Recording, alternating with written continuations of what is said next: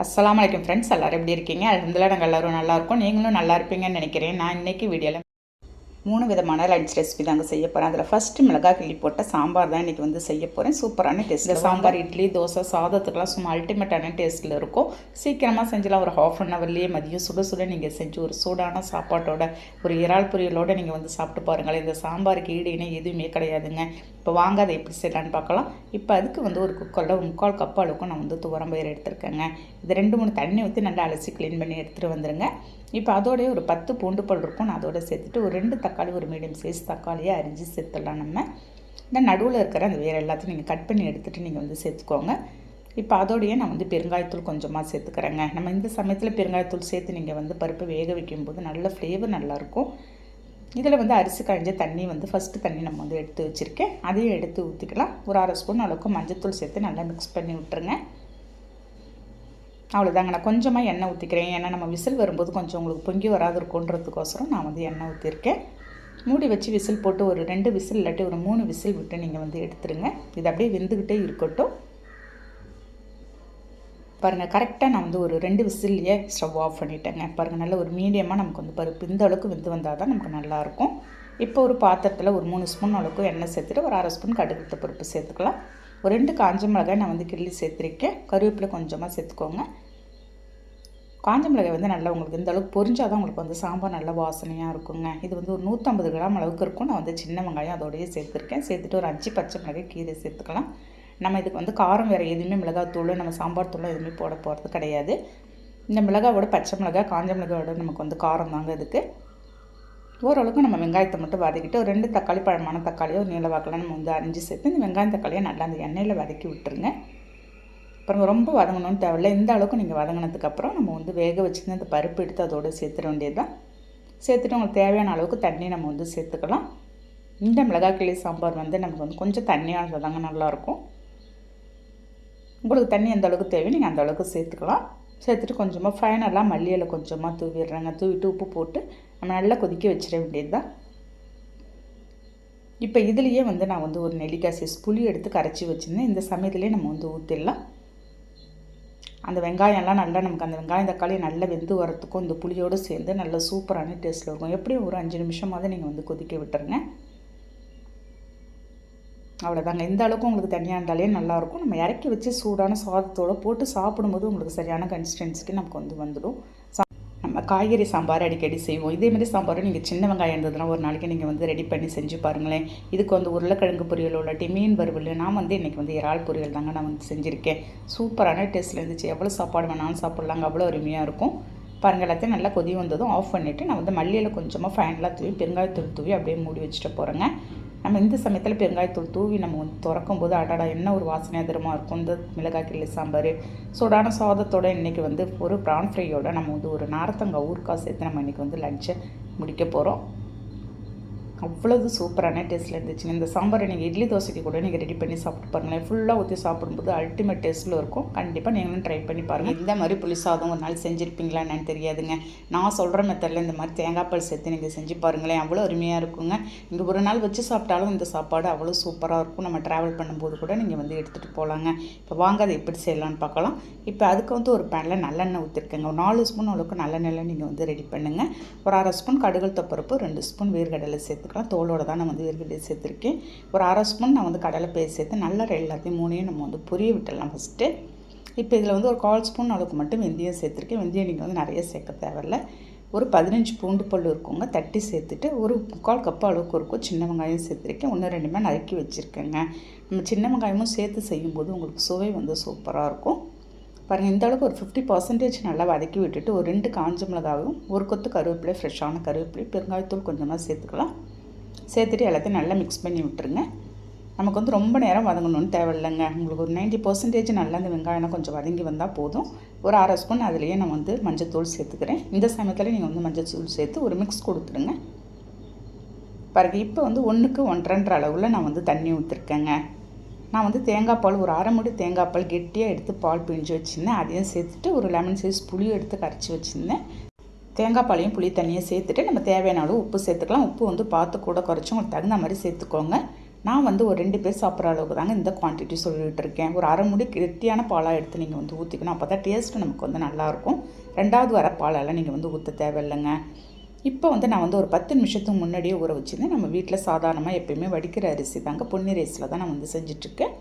ஊற வச்சுருந்தா ரைஸ் எடுத்து நம்ம அதோட சேர்த்து ஒரு மிக்ஸ் கொடுத்துருங்க. நல்லா நீங்கள் ஒரு 15 நிமிஷம் கூட நல்லா அரிசி ஊற வச்சிங்கன்னா நமக்கு வந்து சாப்பாடு வந்து நல்ல ஒரு சாஃப்டாக வரும். பாருங்கள், நமக்கு தேங்காய் பால் வந்து மேலே பொங்கி வந்துடும். அதனால் நம்ம வந்து மூடி போடாத நான் வந்து ஃபஸ்ட்டு டைம் கொதிக்க வச்சுட்டு அதுக்கப்புறம் மூடி போட்டு கொதிக்க வச்சுருக்கேங்க. நம்ம ஃபைனலாக வேக வைக்கும்போது நீங்கள் வந்து கம்ப்ளீட்டாக ஃப்ளேமை வந்து சிம்மில் வச்சு மூடி போட்டு அப்படியே நீங்கள் வந்து தம்மில் விட்டுற வேண்டியதாங்க. அவ்வளோ சூப்பராக இருக்கும் உங்கள் டேஸ்ட்டு. உங்களுக்கு வந்து இதுக்கு வந்து நான் உருளைக்கிழங்கு பொரியல் தான் நான் வந்து ரெடி பண்ணியிருக்கேன். நம்ம எப்போ புளி சாதம் செஞ்சாலும் நீங்கள் வந்து உருளைக்கிழங்கு பொரியல் செஞ்சு பாருங்களேன். காம்பினேஷன் 2க்கும் அவ்வளோ அருமையாக இருக்கும். கூட கொஞ்சமும் சாப்பிட்லாங்க. நீங்கள் எங்கேயாவது ட்ராவல் பண்ணும்போது கூட இந்த ரைஸ் நீங்கள் சாப்பாடு செஞ்சு எடுத்துகிட்டு போங்களேன். ஒரு நாள் வச்சு நம்ம ஒரு நைட்டு வச்சு சாப்பிட்டா கூட அவ்வளோ டேஸ்ட்டாக இருக்கும்.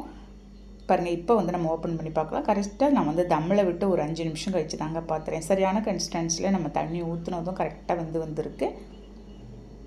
நம்ம சேனலில் ஏற்கனவே நான் வந்து கோயில் புளியோதரை, வேறு டிஃப்ரெண்ட் டைப்பில் நிறைய புளியோதரை வெரைட்டிலாம் நான் வந்து நம்ம சேனலில் ஏற்கனவே நான் வந்து அப்லோட் பண்ணியிருக்கேங்க. இந்த தேங்காய் பால் சேர்த்த புளி சாதமும் அவ்வளோ சூப்பரான டேஸ்ட்டில் இருக்கும், சொல்லவே தேவையில்லை.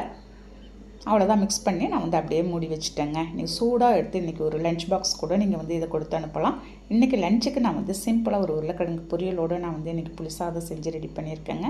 சூடாக எப்படி எடுத்துக்குன்னு சாப்பிட்டு பார்க்கலாமா? அவ்வளோதாங்க. எந்த ஒரு லஞ்சாக இருந்தாலும் நம்ம வந்து சூடாக சாப்பிடும்போது டேஸ்ட்டாக தானே இருக்கும் நினைக்கிறேன். நான் இன்றைக்கி வீடியோவில் செய்யப்போ ரெசிபி என்னென்னா எண்ணெய் கத்திரிக்காய் குழம்பு தாங்க செய்யப்போய்.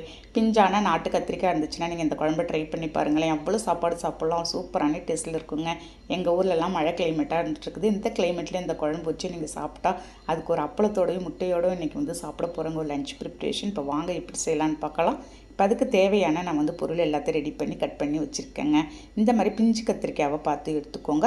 இப்போ அதுக்கு ஒரு தேவையான மசாலா தான் நம்ம வந்து ரெடி பண்ண போகிறோம். ஒரு வானலில் 2 ஸ்பூன் அளவுக்கு எண்ணெய் சேர்த்துக்கலாங்க. ஒரு 1/4 ஸ்பூன் ஜீரகம், 1/4 ஸ்பூன் மிளகு சேர்த்துருக்கேன். ஒரு 15 சின்ன வெங்காயம் இருக்குங்க சேர்த்துட்டு, ஒரு தக்காளி, ஒரு பெரிய பழமான தக்காளியை பார்த்து கட் பண்ணி அதையும் சேர்த்துருக்கேன். சேர்த்துட்டு இப்போ எல்லாத்தையும் அந்த மிளகு ஜீரகத்தோடு சேர்த்து நல்லா நம்ம வந்து வதக்கி விட்டுடலாம். பாருங்கள், இந்த மாதிரி ஒரு 50% வதங்கினதும் ஒரு 2 ஸ்பூன் அளவுக்கு மட்டும் நான் வந்து தேங்காய், துருவிய தேங்காய் சேர்த்துக்கலாம். நான் வந்து ஒரு 3 பேர் சாப்பிட்ற அளவுக்கு செஞ்சிட்ருக்குறேங்க. உங்களுக்கு நிறைய தேவை அப்படின்னா நீங்கள் வந்து அதை கூட குறைச்சி நம்ம வந்து செஞ்சுக்க வேண்டியதுதாங்க. பாருங்கள், இந்த அளவுக்கு நல்லா வதக்கிட்டு நம்ம வந்து ஆற வச்சிடலாம். ஆறினதும் நான் வந்து ஒரு மிக்ஸி ஜாரில் நல்லா ஆற வச்சுட்டு நீங்கள் வந்து சேர்த்துக்கோங்க. சூடோடு சேர்த்துக்காதீங்க. ஆறுனதும் தண்ணியெல்லாம் நம்ம எதுவுமே காட்டக்கூடாதுங்க. அப்படியே நான் வந்து கொஞ்சம் நைஸான கன்சிஸ்டன்சிக்கு அரைச்சிட்டேன். பாருங்கள், இந்த மாதிரி அரைச்சிட்டு ஒரு பவுலில் ட்ரான்ஸ்ஃபர் பண்ணிடலாம். இப்போ கத்திரிக்காய் வந்து பின்னாடி பக்கமாக திருப்பி அப்படி 4ஆக கட் பண்ணிக்க போகிறேன். நான் வந்து காம்போடையே தான் போட்டிருக்கேங்க. பூச்சி ஏதாவது இருந்தால் நீங்கள் வந்து கட் பண்ணி அதை வந்து சேர்த்துக்கோங்க. இப்போ வந்து ஒரு பேனில் நான் வந்து ஒரு நல்லெண்ணெய் தான் சேர்த்துருக்கேங்க. நீங்கள் நல்லெண்ணெயில் செய்யுங்க, நல்லாயிருக்கும் அருமையாக. ஒரு 1/2 ஸ்பூன் கடுகுத்த பருப்பு, ஒரு 1/4 ஸ்பூன் வெந்தயம் சேர்த்துட்டு நல்லா பொரிஞ்சதும் வாசனை வரைக்கும் கருவேப்பிலையை ஒரு கொத்து ஃப்ரெஷ்ஷாக உருவி போட்டுடலாம். போட்டுட்டு ஒரு 15 பூண்டு பல் இருக்கும் தட்டி வச்சுருந்தேன். நீங்கள் தட்டி சேர்த்துக்கோங்க, அப்போ தான் நல்லா ஃப்ளேவர் நல்லாயிருக்கும். இப்போ வந்து ஒரு 1/2 கப் அளவுக்கு இருக்குங்க. சின்ன வெங்காயத்தை 2ஆக கட் பண்ணி வச்சுருந்தேன். நீங்கள் சின்ன வெங்காயம் சேர்த்து செஞ்சால் மட்டும்தாங்க இந்த குழம்பு வந்து அவ்வளோ அருமையாக இருக்கும். பாருங்கள், இந்த வெங்காயத்தை நல்லா ஒரு 50% வதக்கிட்டு ஒரு 2 தக்காளி, ஒரு மீடியம் சைஸ் தக்காளி சின்ன சின்னதாக கட் பண்ணி வச்சுருந்தேன். அதையும் சேர்த்துட்டேங்க. இந்த வெங்காயம் தக்காளி நமக்கு நல்லா கொஞ்சம் வதங்கி வரட்டும்.